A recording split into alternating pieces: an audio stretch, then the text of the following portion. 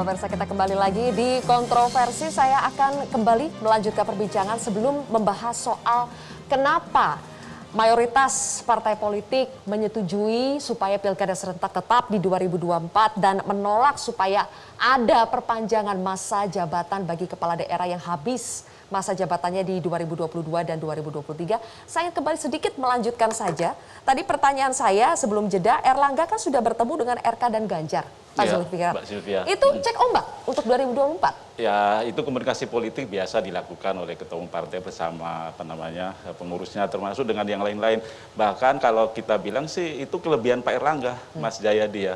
Beliau bisa diterima oleh siapapun, enak berkomunikasi dengan siapapun, dan resistensinya menurut saya sangat sedikit. Nah, itu. Maka dengan seperti itu yang tadi saya bilang hasilnya makin menunjukkan kenaikan, kita yakin apa yang dilakukan Pak Erlangga itu on the track gitu. Insya Allah bisa dicalonkan dan bahkan jadi presiden. Gitu, Oke, apakah itu langkah Mas Hendri karena memang kurang secara popularitas dan elektabilitas masih kurang sehingga memang Pak Erlangga butuh figur di luar itu? Nah gini, serunya dari Golkar ini isinya pendekarnya banyak. Jadi ketua umum ini bukan satu-satunya pentolan yang bisa terus awet gitu didukung sampai pencapresan. Bahkan Golkar ini uniknya, kader Golkar justru masuk ke dalam posisi cawapres itu pada saat tidak dicalonkan oleh Golkar. Ya. Jadi ini jauh ini perjalanannya Pak Erlangga Hartarto nih. Saya yakin Bang Zulfikar juga paham maksudnya isinya pendekar semua itu. Karena siapapun dia di Golkar itu tokohnya banyak sekali yang memang punya masa luar biasa. Jadi kalau saat ini memang kompak katanya, ya itu juga harus dibuktikan nanti pada saat di dekat-dekat itu. Karena memang sejarah tidak bisa berbohong. Tapi lagi-lagi memang bisa Golkar kemudian meskipun isinya pendekar semua, tapi tetap butuh pendekar di luar partai sendiri kan? Iya, kelihatannya memang begitu. Bahkan memang butuh bantuan. Makanya ada isu Anies Erlangga atau Erlangga Ganjar. Itu kan dari mana-mana. Bahkan kan Erlangga Puan pun akan dijajaki itu. Demi majunya Erlangga sebagai calon presiden, bakal presiden nantinya. Oke, yang belum disebut-sebut ini dari PKS nih. Bang Nasir, di mana sebetulnya posisi PKS dalam peta politik 2024? Kayaknya sekarang apa masih jadi penonton atau bagaimana nih? Gini, jadi PKS saat ini sedang fokus ya untuk mensosialisasikan Ketua Majelis Syuro PKS, ya, Dr. Salim Segaf Al-Jufri. Ya tentu saja sosialisasi ini kita arahkan kepada masyarakat, kepada publik.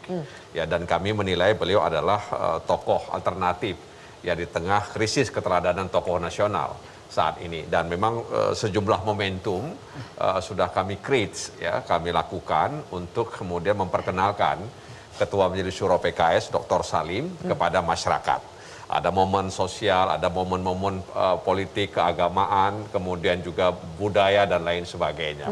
Dan tentu saja kami berusaha ya untuk melihat ke dalam sebelum kami melihat keluar. Meskipun memang di internal PKS juga melakukan semacam jaring aspirasi masyarakat. Baik melalui pertemuan-pertemuan ya yang dilakukan oleh misalnya kami ketika turun ke daerah, ya bertemu dengan tokoh masyarakat, tokoh-tokoh agama, tokoh adat, tokoh pemuda, dan lain sebagainya. Dan juga melakukan sejumlah survei ya, yang dilakukan. Dan tentu saja memang karena ini sangat masih lebar ya, dan masih sangat umum, tentu memang bertahap itu elektabilitas ya daripada Dr. Salim ini. Tapi ya adalah. Jadi masih dalam tahap memperkenalkan. Ya, sosialisasi ini diharapkan ya bisa kemudian meningkatkan elektabilitas Dr. Salim ya, sehingga kemudian nanti ini penting bagi kami. Sudah ada untuk nama yang jelas-jelas mentereng di survei. Prabowo yang dulu juga didukung PKS, sekarang tidak akan dukung Prabowo lagi atau bagaimana? Ya itu kan kita belum bicara ke arah itu. Ya kami lebih fokus bagaimana kami berusaha untuk memperkenalkan tokoh yang ada di partai. Itu butuh waktu yang lama, jalan yang panjang. Kenapa tidak yang pasti-pasti saja? Begini, politik itu kan seperti yang disampaikan tadi itu penuh dengan dinamika. Ya, seperti kata Henry tadi itu atau kata Mas Jayadi, bisa jadi nama-nama yang disebut tadi itu ya belum tentu juga kemudian akan naik panggung di tahun 2024. Jangan-jangan nama-nama yang disebut tadi 3 kepala daerah itu memang sengaja tidak diberikan panggung. Makanya kompak ini supaya pilkada serentak tetap di 2024. Betulkah begitu Bang Juniman? Mas Ferry gimana? Katanya kan jangan-jangan nama-nama yang sudah muncul di survei itu yang masih justru menurut saya ya, ketika mereka berakhir di tahun 2022 adalah kesempatan mereka untuk memperkenalkan kepada masyarakat. Mereka bisa keliling ya, mereka bisa safari misalnya dari satu daerah ke daerah lain, disitulah kemudian mereka diuji. Jadi menurut saya itu kesempatan bagi mereka. Kesempatan. Jadi kalau misalnya ini ancaman kalau menurut PDI Perjuangan Bang Juniman, kalau misalnya mereka tetap punya panggung sampai 2024, maka kepala daerah ini tidak akan terbendung langkahnya. Saya kira begini, semua kan sudah dibatasi undang-undang. Ya, undang-undang sudah jelas mengatur. Undang-Undang 10 2016 itu sudah mengatur di pasal 201, diatur semua di sana. Sudah jelas, limitatif semua. Kalau mau, robah dulu undang-undangnya, baru kita bicara. Kenapa tidak mau mengubah undang-undangnya Bang Juniman? Loh, kita sudah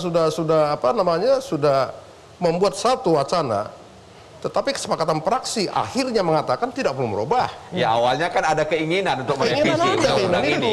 Awalnya begitu kan, hampir semua partai-partai politik kemudian ingin merevisi. Tiba-tiba bahkan kita sudah bentuk panja. Iya, tiba-tiba kemudian ada perubahan ya. Satu persatu partai politik kemudian mengatakan kita ke 2024. Ya. Kalau mau melihat berita-berita di media, kami PKS termasuk yang mengusulkan agar tetap di 2022. Ya, karena apa? Karena tadi itu bahwa dengan pilkada sesuai dengan waktu, maka ada sirkulasi elit di daerah-daerah terutama akan berjalan. Memang selalu kemudian diarahkan soal efisiensi dan efektivitas.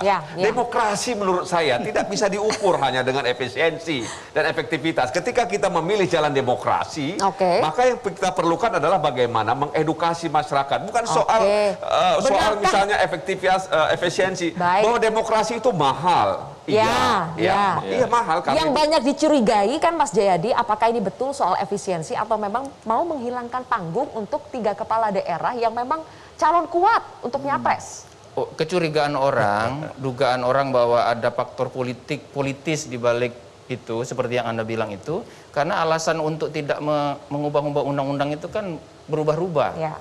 Tadinya karena ada pandemi, lalu sekarang ada efisiensi, takut polarisasi, dan sebagainya. Tapi pada saat sekarang munculnya isu perpanjangan jabatan kepala daerah, isu jabatan penjabat kepala daerah, isu tarik menarik soal jadwal. Itu semua saat ini kemudian memunculkan kembali isu perubahan undang-undang. Misalnya kalau perubahan jadwal dikebelakangkan, dimundurkan, itu kan ada potensi mengundurkan pilkada menjadi tahun depan. Itu mau tidak mau harus melakukan perubahan undang-undang, gitu kan? Jadi sekarang itu pemerintah tadinya kekeh tidak mau melakukan perubahan undang-undang, tapi dengan berbagai isu sekarang ini, termasuk usulan pemerintah, justru terbuka kembali keperluan untuk membuka undang-undang itu. Itu menunjukkan bahwa sebetulnya memang desain pemilu kita berdasarkan aturan undang-undang yang ada itu memang perlu dilakukan komprehensif, pemeriksaan secara komprehensif. Jadi gimana itu? Gimana itu Bang? Misalnya apa betul memundurkan itu menjadi 15 Mei itu akan membuat efisiensi. Mana kajiannya? Nah, langsung maksudnya Bang Jayadi ini langsung aja, memang ini ada kepentingan yang ada kaitannya dengan kekuasaan. Makanya. Kemarin itu belum disadari, lama-lama ini kita mesti ubah ini kalau memang harus diundur ini. Jadi ini enggak lah, saya kira begini ya. Drama-dramanya itu loh, ini seolah-olah ini rakyat ini tidak memperhatikan juga, kan kita bingung juga. Jadi alasannya ini muter-muter Bang Juniman. Enggak, jadi begini, sebenarnya tentang pemilu ini termasuk pilkada itu menjadi ranah yang fokus di Komisi 2. Ya, di Komisi 2. Nah, kami Komisi 2 dengan pemerintah termasuk para penyelenggara ya sudah 4 kali konsinyering, ya, dan seingat saya sudah 2 kali kita raker untuk itu RDP. Bahkan sudah lolos Komisi 2 kalau nggak salah waktu itu. Ya, sudah. Nah, percakapan di dalam Komisi 2 oleh pemerintah, ya, dan hasil pemaparan dari KPU, ya, yang cukup bagus sekali, karena itu memang kewenangan mereka, ya. KPU mengatakan akan melakukan pemilu itu pada bulan Februari 2024. Selesai pada waktu itu. Selesai.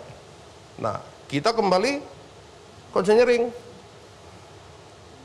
Ada penawaran mundur ke Mei. Oke. Kan begitu. Ke Mei. Nah, di masyarakat sekarang menjadi bingung. Ini yang menentukan pemilu siapa? Pemerintah atau KPU? Oke, itu satu soal ya Bang, soal jadwal ya. Ya. Tapi kalau alasan utama kenapa mau tetap di 2024 itu kan belum terjawab. Sebetulnya alasan politis kah atau bagaimana? Begini, kalau bicara 2024, undang-undangnya sudah begitu perintahnya. Nggak bisa dibantah. Itu perintah undang-undang. Nggak bisa dibantah, bisa revisi, bisa menerbitkan adalah perpu. pilkada. Itu sudah diatur. Mau direvisi nggak jadi.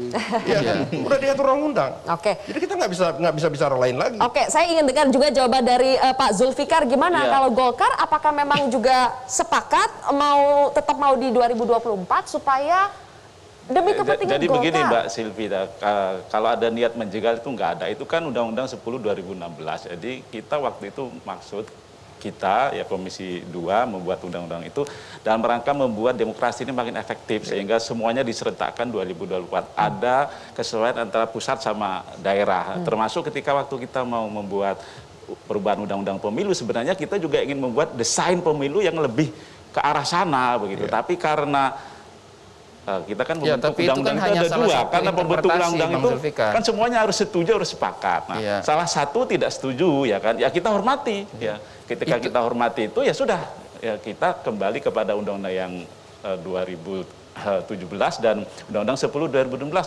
Toh itu pun juga hasil dari pembahasan kita, kesepakatan yang sudah kita capai undang-undang itu. Tinggal dijalankan saja. Jadi nggak ada niat untuk menjegal, menghalangi, nggak ada. Tidak ada niat untuk menjaga menghalangi katanya Ya, Mas tapi Jayadi. begini Sylvia, aturan itu pasti punya dampak politik kepada aktor di dalamnya.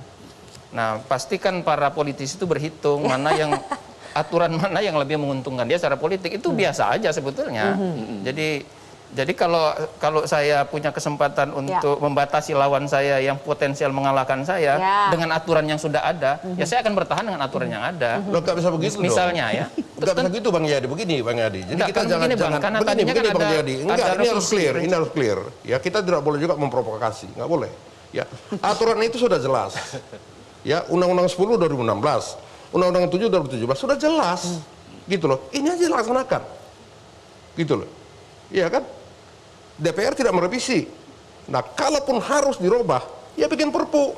Iya, betul. Ya kan, caranya bagaimana? Kesepakatan semua partai, praksi yang beda-beda warna ini tetap satu warna ya, merah putih Indonesia. Kan begitu. Tapi Iya kan kan? kalau nggak salah waktu itu memang sudah dibahas Komisi 2. Sudah bentuk lolos panja dari malah, Komisi sudah 2. bentuk panja mereka. Sudah lolos, ya makanya sudah lolos dari Komisi 2. Tinggal diparipurnakan kan, tiba-tiba tuh jadi nggak jadi gitu. Ya saya ingat betul Golkar begitu, itu Bang. sampai ujung-ujung masih sampai Sebenarnya belum diparipurnakan, masih di Balik. Iya baru mau. Masih Tapi sudah harmonisasi. lolos Harmonisasi. Komisi 2, Ya.